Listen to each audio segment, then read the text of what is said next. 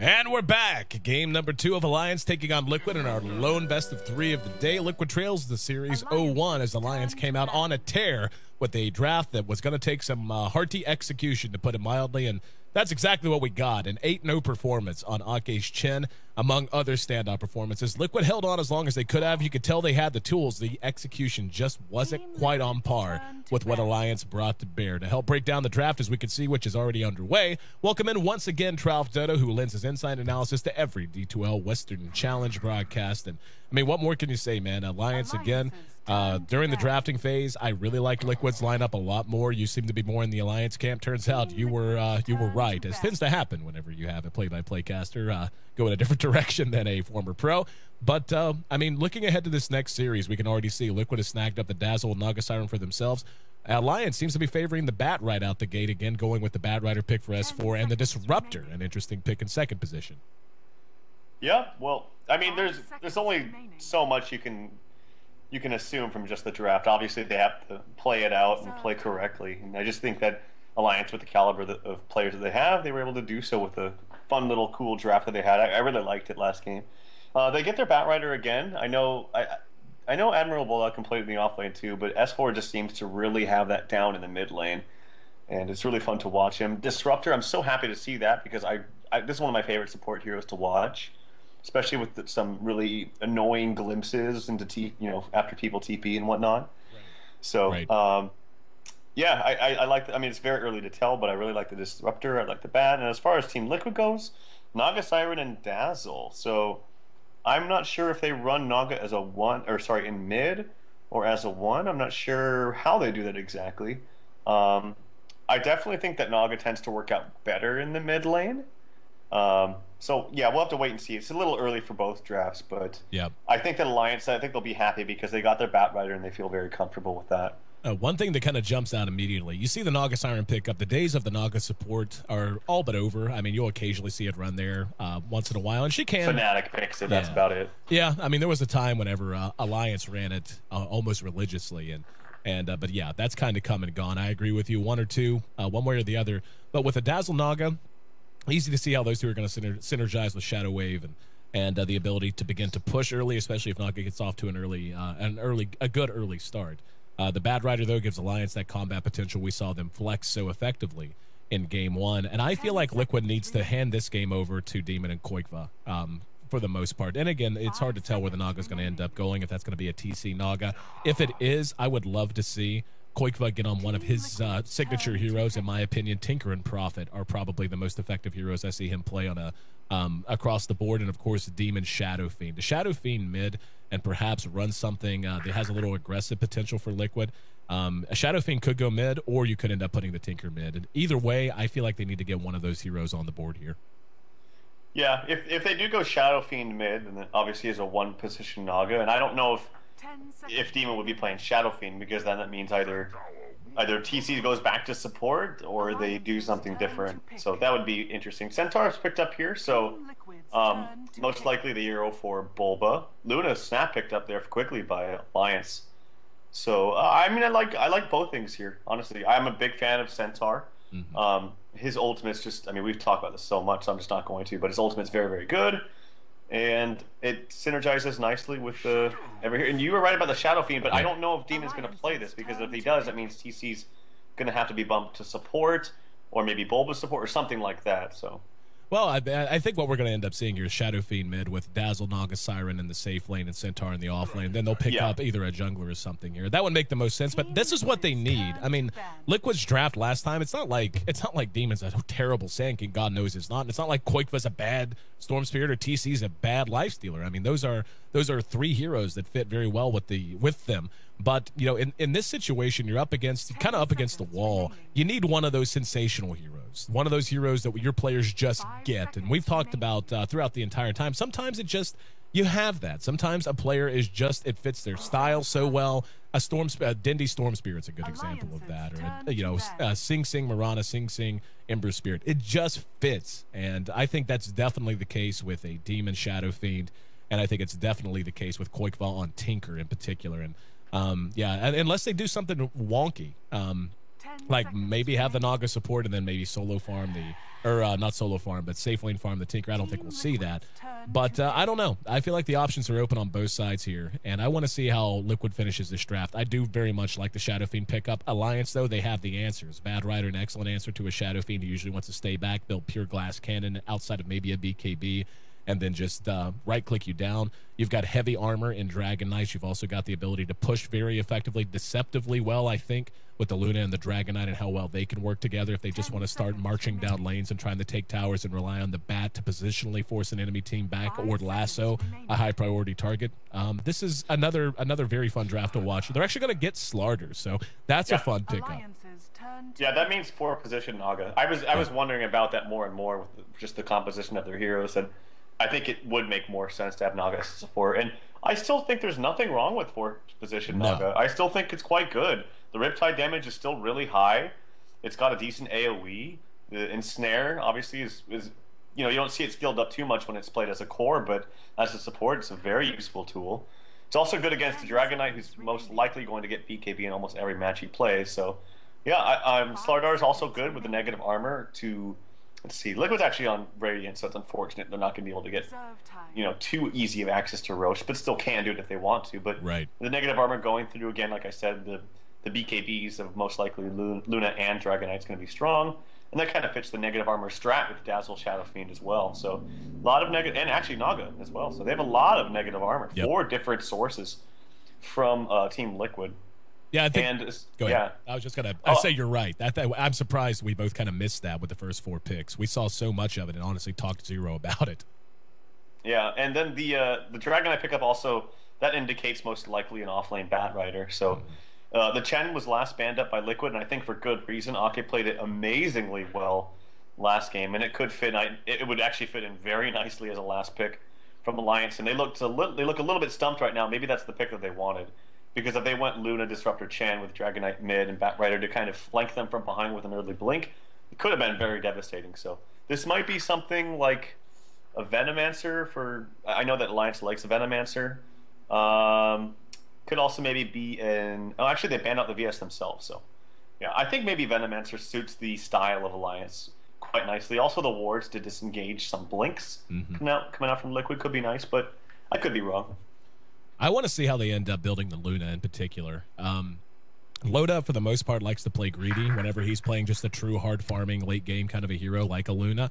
I don't know that they're going to have the option, though. Shadow Fiend just flash farms so quickly and he can start to come to fights. They're actually going to grab the Mirana.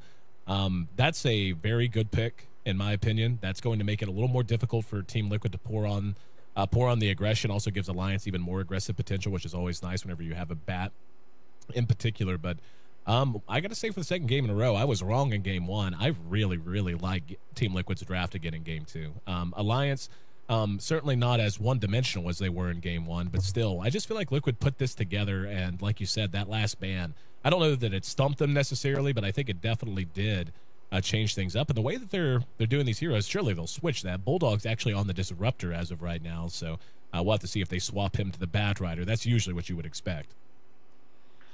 Yeah, I'm not sold on the Mirana pick, honestly. I think they could have had a different support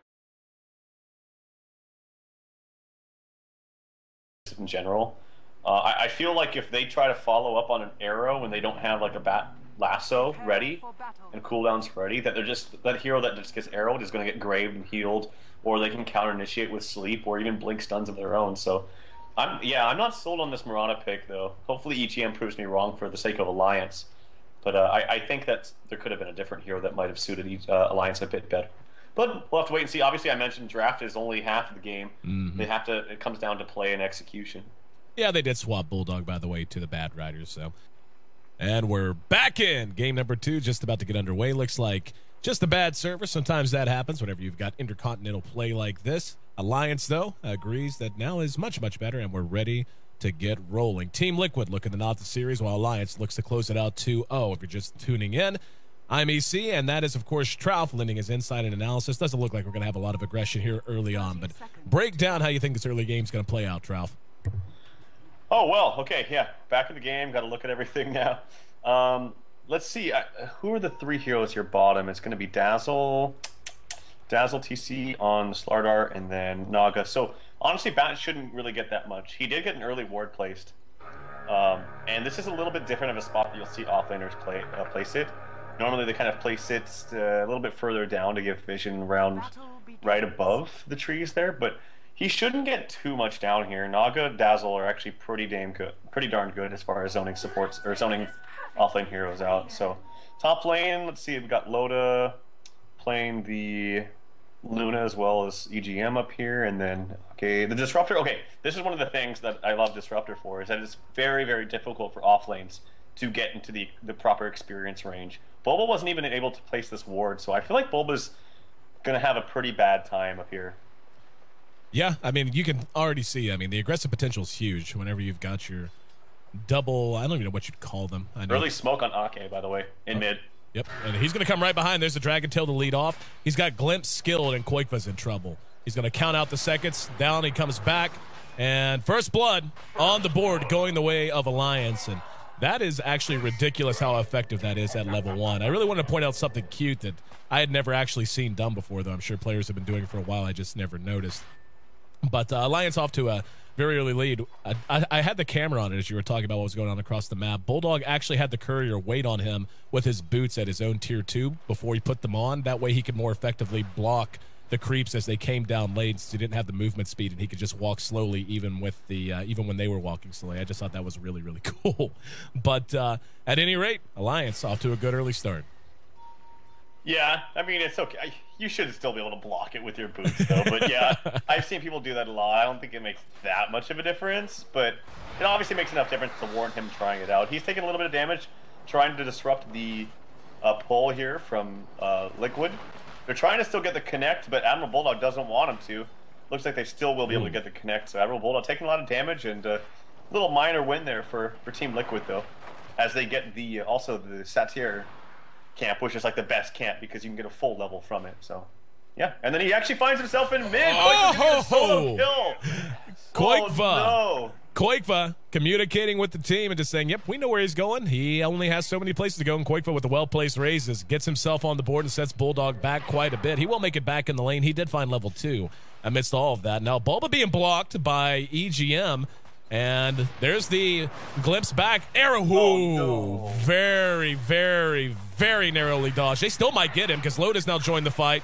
Took a little bit more than I think they would have liked, and EGM had to eat some damage. But nonetheless, that's another kill on the board. 3 in 2.5 minutes. So a lot of activity early on. We can see Way2 and Demon are looking to find Bulldog again. They know where he is. They're pinging it out. They're going to force the Firefly. Demon's there, has Ensnare skilled as well as Riptide, but not going to be able to do much when he's that close to the edge of the map. Yeah, I kind of looked away from Bulldog when he was walking over there because I just assumed he'd be fine, but I think he was trying to go over there to try to kill the courier. And he was actually really close to picking up Koikva's bottle that was just sitting there, waiting for the courier to come grab it to Bottle Crow. Would have been epic, would have been hilarious, but yeah, top lane, good job by EGM. Even though he missed the arrow, it was kind of hard because he was facing the other way, and it took him some time for the hero to move around. But nonetheless, still got the kill on the Bulba. And yeah, I'm going to pull up the last hit chart and see how we got going here in mid. It's pretty even. Yep. And that definitely favors the Dragon Knight, I think, because I think Shadow Fiend has a little bit better time. Here comes some aggression, though. Yep, it's there, and the raises are on the mark. They had the poison touch off as well. They didn't get the damage they wanted. Demon is, well, he was ready to dive it, didn't even need to. Naga's actually... Did he pick up his tango? Yeah, he picked up the shared tango, too. Why wouldn't you? Why wouldn't you? Well played there, but just a small thing. You know, Naga's actually not that bad of a hero if you want to dive that early on. When you look at her potential of a hero to tank tower shots, if you want to go for a dive, and that's why he was so far out in front there. Is Koikva's base armor is 3. Obviously, Way2's is quite low on the Dazzle with 2. But the Naga Siren does start out feeling a little bit tanky early on just because of the 6 armors. So just pointing out that even if they had the dive, he was actually in a pretty good position to be the one to take that damage. Nonetheless, we're all knotted up 2-2. And another quick pause. Let's see what it was about. I have no idea what set SD means, but okay. Yep. Yeah, I think they're just spamming their keyboard or something. But something. Bulba had to take a break as well. Maybe he has to look at it. No, never mind. I'm going to say it. But okay. No, too late. You already got it out. No, but the this is a really hard lane for any hero, honestly. Whether it's Centaur or Nyx Assassin. It's very difficult to play up against a Disruptor for obvious reasons. Yep. So even the fact that he's 2.5 is actually quite good. And he's having got 3 CS under his belt, so not bad. But Bulldog having a slightly better time. Obviously, they're both 1 death apiece, and Bulldog dings level 4. So I really hope what you were going to say was was that he has to go look up his Mobifier to make sure he's got his build right. That would have been hilarious. Yeah, I was going to say something like the Centaur guide or something. gotta get on Mobifier, man. Those Steam. I love Bulba. Oh, of course, I love Sam too. Funny, got a lot of funny stories about Sam, none of which I could ever tell on the air. Maybe someday. He'll make very wide appearances in my memoirs, my esports memoirs, 20 years from now. But anyway, 4 kills split right down the middle, 2 apiece, and as you said, Luna leading in CS, more or less even here in mid, 19-17. That's going to get worse though as Koikva continues to get levels. He's actually already level 6, way too. Actually going to eat some breathe fire damage. Decides, yep, don't need to stand there anymore. And we'll see if they want to try to do something with this. Doesn't look like that's going to be the case for the moment. Still has halftime on his invis room, but yep, looks like the moment's passed. He'll just go ahead and pull back. Yeah, they need a demon, I think, to really have enough damage to get that kill. So unfortunate timing to have an invis rune there and not able to make too much out of it. But yeah, early on, I mean, S4 is actually, he died once, but has some pretty damn good CS. And I know it's difficult for a lot of players to do that, but if you're constantly bottle crowing, I haven't really watched him 100%, but I'm assuming he is, it's quite easy to just get a lot of last hits with the breathe fire, spamming that out. Similar a similar way of how you play SF. You just spam out, bottle crow, spam out. Don't run the risk of getting, ganked or anything like that. Just make it as safe as possible. Okay, hanging around mid now. We actually see the supports are helping out Koikva as well, and did see some stacking from Ake. But the support's still hanging around too, and looks like it's going to remain kind of quiet now. We saw a lot of action early to begin with. Bulba soaking up some decent XP now, or at least trying to get into range to do so. He's going to have a wave right up in front of him, and he should be able to at least stay in range. He is just a smidge over level 3. Compare that to Bat, who's getting closer and closer to 6. They may try to make something happen with him here. Nope, he had Firefly if he needed it anyway, so a little bit of a business sprint there coming out from TC. Yeah, and there's actually a lot of stacks here for Liquid, so Koikva's going to take control of the jungle while Demon tries to soak up some experience. Not too much farm, but experience in mid. And this is really good if you're ever able to do this. They try to stack it again, but unfortunately not successful. It's very difficult with the troll camp because they walk so slowly. But nonetheless, he's going to get a lot of farm here. Demon might get ran around here by EGM, or an arrow attempt perhaps might come out. But Demon playing very far back knows something might be up. And here comes the spam from S4. It has a double damage active with the ultimate. This could be a tower push here for Alliance. For sure. There we go. Elder Dragon form activated.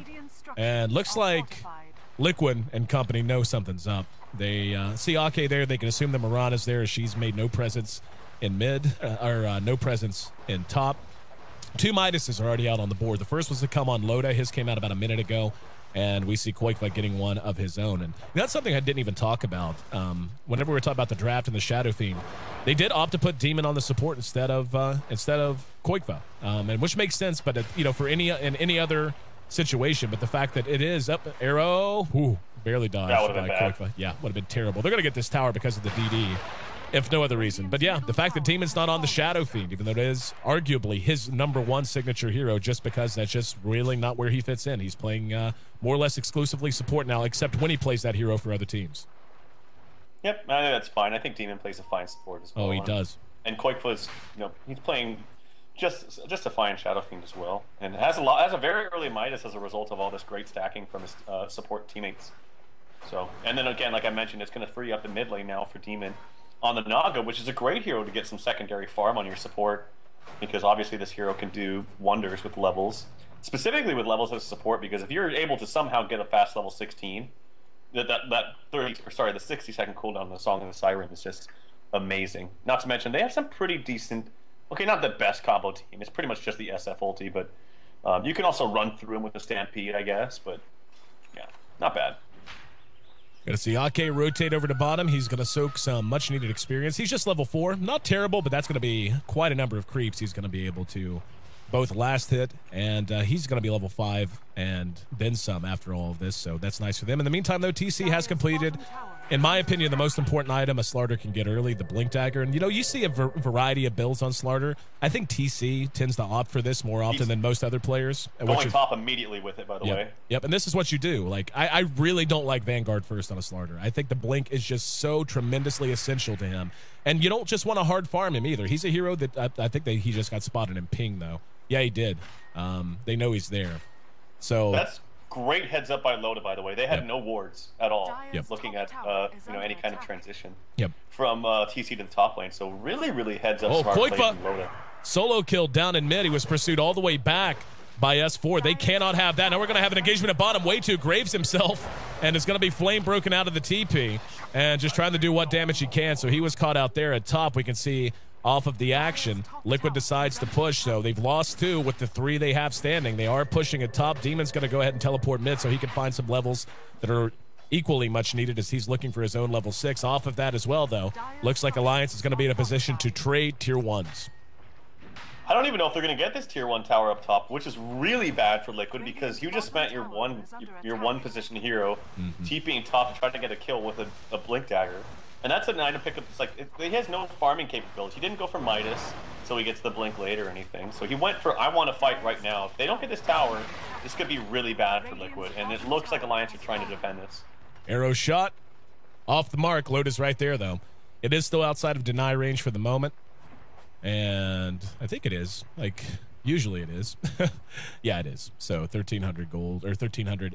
HP, obviously. The percentages work out to 130 HP. There's the immediate crush, but the arrow's right there. Stampede disjointed. Bulba can't come in off of it, and the turnaround with the burst of the Eclipse and the Breathe Fire. Bulba has to run for his life. There's going to be a Song of the Siren from Demon. They're all 3 grouped up. Stomp. Is it going to be off cooldown soon enough? No! 2 seconds too short. They are going to be able to get off the kinetic field. The turnaround. Bulba melts before he can do anything. S4 is going to end up dropping eventually, but not before the damage is done. 4 are down, and there's the glimpse. That is just unfortunate timing on the cooldowns. If Bulba has Stomp ready, that goes the complete opposite direction. 2 seconds the difference between what could have been a win for Liquid and an ultra kill going to a Midas Luna played by Loda. And that is a game breaker, especially, again, like you said, Slarter going Blink first. He has to get usage out of it early. That hero has to snowball. Going to be tough to do that now when you see such a plummet in the gold graph down to 7,500 in favor of Alliance, 4,000 experience to their advantage as well. The problem was they initiated onto the Luna, but the Stampede coming out from Bulba wasn't able to get a counter stun. It was the arrow. It was the arrow. The arrow disjointed everything. EGM was on point with it. Now a lasso onto Bulba into the Static Storm. Kinetic Field was late in the coming, and he's going to be glimpsed back into it, basically glimpsing a dead body, insult to injury. But yeah, that arrow from EGM is what completely turned that around. Slarter ate it, and then Bulba couldn't get around him to get off any kind of a stomp to follow it. Yeah, whatever it was, and yeah, I did see that arrow, but he just couldn't get the follow-up, and it was basically kind of a wasted Stampede as a result. And you saw that was a really good play by Loda, just turning around instantly with the ultimate, and got a few beams onto TC, and then I believe it was Way 2 right after that with the Lucent Beam. Just, yeah, he is so freaking farmed right now. I'm going to pull up the net worth, and he's probably way on top. And S4 is even on top as well with the second position, so amazing team fight for Alliance, and things are going to continue to get worse, especially when you have a bat now with a Blink and a decent pushing style lineup because you have 3 ranged heroes with Lunar Blessing. So yeah, this is I don't know. They're really gonna have to get a Blink on Bulba, I feel, to really have some follow up from TC. And like I mentioned, he didn't go farming items whatsoever. Doesn't even have treads. I don't know if I necessarily agree with getting Blink before treads, but it would have been okay if they could have got that first kill onto Loda. But when he transitioned up there, but Loda with amazing presence of mind dodged the bullet there, and yeah, Liquid are in a terrible spot now as a result. Yeah, I like the rush Blink. I really don't like Vanguard first, or however you want to build the Slarter. I think Blink is the first mid-major item that you really have to bring out. Treads, of course, are a little different. It's understandable that you would want those first, but Loda has gone pure greed for the most part. Midas and now the Helm of the Dominator also has an Ogre Club up towards his BKB, and honestly, if Loda gets that BKB up before the Shadow Fiend, which is a real possibility right now, I don't know what Liquid's going to do. Like, I have no idea. Yeah, it's. I mean, there's not enough physical damage from Shadow Fiend. The only good thing is, like we mentioned in the beginning, that their draft is very negative armor based, but that's double smoke. Gonna run right into each other, and there's the last one right on the ball. But you got the Stampede off, but the Static Storm's there. The Flame Break actually knocked 2 out of that kinetic field, so a bit of a misplay from S4 that time. Or from Bulldog, excuse me, since S4's on the Dragonite. There's the glimpse back up the Shadow Fiend. He's gonna try to ulti. Nope, no thank you. You can leave that back at the house. We've got a Dragon Tail for you. 14-3. That's going to be another tower down. It honestly would not shock me if we're getting in the GG territory soon. Like the Shadow Fiend dying again, totally for free. They got nothing. Yeah. That actually could have been worse. Again, the Flame Break knocked out Demon, and knocked Demon out, and knocked out. I think it was Way2, perhaps. Oh no, it was Koikva, I think. But anyway, 2 were knocked out of the kinetic field Static Storm, so it could have been worse. And this is going to be, tier 3 down, as you said. When your one position is almost out-farmed by the entire team of the opposing team, that's when you know you're in GG territory. Oh, really good reaction there from Admiral Bulldog as he dodges the Blink Stun from Slardar. So this server definitely making a difference for him. Don't know if he would have been able to do that on the 330 ping he had last server. But nonetheless, also in these fights, you cannot disengage against a disruptor if he has any kind of vision of you. That's what we saw. Is they kind of sat around after this Naga sleep and they were like, well, what do we do now? And they kind of just were way too close. Yep. And yeah, the SF had vision. They had a vision of the SF, glimpse back, and easy peasy kill there for Alliance. The way that Alliance is playing these team fights out is just phenomenal. And I coming into this, I really, really liked Liquid's draft a lot. Their execution just isn't there right now. And it looks like they may want to take a shot at Roche. And this is honestly one of those situations where Liquid has to assume that's where they're going.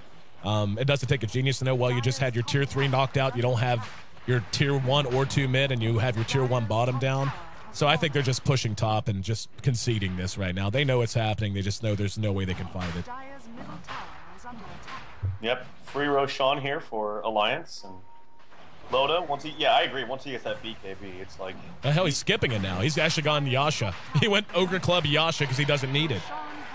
Yep, there you go. I mean, the only thing, like I said, is the physical damage, but it's just not there. And I would say that Slardar is actually a pretty good counter, in a sense, to BKB on paper, but he needs a BKB himself to be able to just sit there in the front and auto-attack and get some lucky bashes. Yeah, but he's not going to do that. He's so freaking far away from his BKB. BKB on to S4, by the way, and has an invis room trying to scout something out. But, yeah, look, the position of Liquid right now is a very defensive one. You think? Even though they were trying to, yeah. I mean, look at Demon and Bulba. Like, I understand this is probably an ambush you're trying to set up, but still, I think it's just hilarious to see. No one's even there. It's like, we need to hide. We need to not be in lane right now. And Mirana's actually going to pop her ultimate, so Moonlight Shadow might get them a pick on the Way2. Yep, Way2 spotted, lassoed out. Not the highest value kill, but a kill nonetheless. And Liquid abandons top lane. Except for Demon, who's still just hanging out. They might have sitting around. Yep. I don't know what that's about. Yep. Well, man. Wow. Oh, the leap away. Koikva ends up dropping, but not before doing a fair amount of damage, so he certainly didn't go quietly. And Demon's still just kind of kicking it, just hanging out. I don't know what Koikva was doing there. He literally watched his buddy die. You can't stand that far away, or that close by to fight. Actually, more damage on the Demon. Oh, boy. He bites back at me. This is just falling apart. Should have stayed in the trees, Demon. You were safe there. You could have made a life for yourself. Lots of wood. Could have built a house. Back up. Ready to try and turn this around. Now Bulba's got it off cooldown. Can he get the stomp? He will pop the Stampede. BKB comes off immediately. Loda's in trouble. Has the Aegis, though, and will be willing to fight through it. Doesn't even need it. Somehow survived through all of that with the minus armor, and Demon gives us half of the GG. The rest of the team follows. So a 17.5-minute rout as Alliance just abuses Team Liquid. And I stick with it, man. I'm sticking to my guns. I really liked Liquid's draft. The way they played it, though, just nowhere near on par with Alliance. And they walk away with a dash in the win column here in the D2L Western Challenge. They're now 1-2. Liquid, though, falls basically out of playoff contention. That makes them 0-4. And given our format, 8 teams invited, each team plays every other team once. That's 7 total series. We do invite the top 6, but unless they win out and some miracle of math works out in their favor regarding points and some things happen to some other teams, I guess Rocks could end up in some trouble. And at this point, Empire is still actually, no, they got to win too. So it's going to be tough. We'll put it that way. Liquid put up against it, still has 3 series to play. They're going to have to win every one of them. Yeah. Koikpo was the only person that got the 4 kills on his team. But, I mean, there's a number of things that went wrong. I still kind of actually like Alliance's draft a bit better here. Yep. So, I mean, I really like the Disruptor pickup. I mentioned that, and his glimpses were pretty clutch. Oh, so good. And like I said, you can't disengage from a one team or a team fight that's already beginning to be won by one team with a Disruptor, and then try to back away. If you do, you need to be like TP out immediately. You can't stand around the fight at all. And as a result, we saw a number of kills with the Disruptor glimpse. And yeah, I just think really well played by Alliance overall. They seem to be playing a lot better today. I think it was the momentum swing with the earlier wins today in Star Ladder that really got their the motivation up. So I think they'll definitely attest to that. EGM proved me wrong with a 6-0-8 Mirana, so was able to do great things for his team. And I think the big thing too from Liquid is they did put a lot of effort into stacking the camps, which was fantastic for them, but they didn't do anything about keeping Batrider down. And that's not to say that Batrider was the one reason why they lost, but I think they could have shut him down and maybe transferred it into an early tower push because they had no towers at all. And the big thing too was that TC transition top wasn't able to get anything done this game with the 1 position farm that he had. Works out 19-4, 23 kills in an 18-minute game. So certainly we had a lot of action to cast, as you mentioned. It was more like Team Koikpa today, as he notched every bit of that. For Team Liquid on the side of Alliance, though, nice even spread, and you can't really complain about anything. I mean, Bulldog ended up 1-1 and 8. Can't ask a whole lot more of your Batrider there. Of course, S4 really seemed to get out of control following the solo kill he got on Koikpa after bringing down the Tier 1. He finished up 5-2 and 5. It was 6-0 and 5. Flawless performance from Loda. Finished with 670 GPM, 668 to be exact. So greed pays, and apparently is the lesson we should take away. EGM on the Miranda, as you said, 6-0 and 8. Phenomenal play from him. I feel like Ake, though, if you're going to name an MVP for the day, has to be the MVP today. His play on Shen in Game 1, there's no questioning it. But I mean, I feel like he did as well. You know, it was good in a different way, but he did just as well in Disruptor. I mean, he was patient. He waited out the glimpses. He was pretty much on the money with his kinetic field static storms. And what more can you say? Alliance, again, walks away your winners. I'm your host there in AC Chambers. That's it for today, guys. Sorry, no more best of 3s today. We do have one more on the way tomorrow, and to be honest, it escapes me who's playing, but I'm sure you can look that up in a variety of places. But then we're off on Friday, and according to the official, totally serious, not joking at all schedule, we're building a modern art sculpture out of Monster Energy Kings. Totally serious, definitely not a joke. And we'll see if we can get some video up for you. But other than that, we have 2 doubleheaders coming up over the weekend. That'll be Saturday and Sunday. And then we wind things down with Week 3. We still have a few matches that are left to be scheduled. We did have our first matchup today rescheduled, so we're looking to find a day for that. I think that's actually going to be Monday, and that'll convert Monday from a single header to a doubleheader. But we'll be putting out schedule releases and all that to all the major websites, so you can keep up via the match ticker. And again, one more coming up tomorrow, so make sure you're here for that. And Friday, go watch somebody else's stream, support esports across the scene. But for you, Trout, once again, my friend, thank you so much for being a part of the broadcast. It's really a pleasure to work with you throughout Western Challenge, and I have an inkling that you and I are going to end up working together quite a bit more in the future. Before you head out, any last thoughts? And of course, I want you to drop your social media links as well. Yeah, no, just well played by Alliance. Definitely a different A game they brought today than yesterday. They really picked it up, so it was fun to watch them in their prime. Yep. And yeah, you can follow me at Twitter, which is @TralfDota, and then my Twitch is www.twitch.tv/Tralf. And I know I'm experimenting with my mic. I literally got it in the door today, like 10 minutes before the cast today, so I haven't been able to mess with it at all. I know there's like a little bit of reverb, it sounds like I'm hearing, but I'll mess with it, and I'll hopefully get it to sound a lot better. But yeah. I think you sounded fine, man, and don't worry, it's an ongoing issue. We were literally unplugging cards and stuff in the middle of the broadcast today to get rid of the red and blue flash. Don't worry, that's how it goes. Props to Conrad for hopefully getting that stuff under control. Looked it up. It'll be Team Liquid versus Fnatic tomorrow, actually. Friday we're off, and then Saturday it'll be Empire versus Team Liquid, followed by Roxfist versus TL. So they're going to be finishing up their entire Western Challenge schedule in the next 48 to 72 hours. And then, of course, Sunday, Na'Vi will take on EG. That's going to be a marquee matchup, especially given both of those teams are sitting near the top right now. And Rox will take on EG after that. So EG will be looking to finish things up very soon as well with their total schedule. But once again, make sure you check out Trouf Dota on Twitter and all of the other places. You can also find me on Twitter. Surprise, surprise. I'm at AC, at AYESEE. And on Twitch, it's twitch.tv/ACTV. You can find me on YouTube, Facebook, and a variety of other places under ACTV as well. Also, tomorrow, coming up at 10:30 in the morning, we did move it. Oh, we're changing the time. Good. Watch Reddit, apparently. You can tell we're such a tight organization here, always adhering to schedules. We will have reported the talk show tomorrow. I'll get a thread up about it probably today. I'll tweet about it and all that stuff. And then, of course, we'll have one in the morning as well. 10:30 was the ostensible time. We were 8 a.m. last week.